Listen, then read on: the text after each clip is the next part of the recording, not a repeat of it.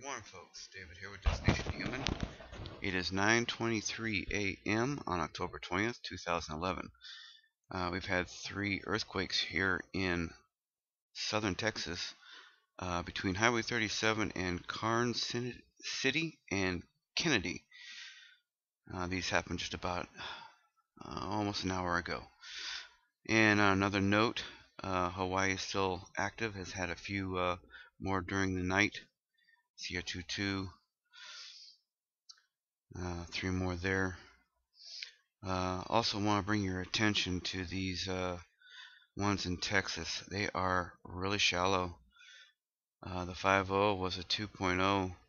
The 4.7 and 4.6 that followed behind it were 5 miles down, so fairly shallow. Anyway, folks, just want to bring it to your attention. Have a great afternoon. Love, light, and peace. We'll catch you on the next video.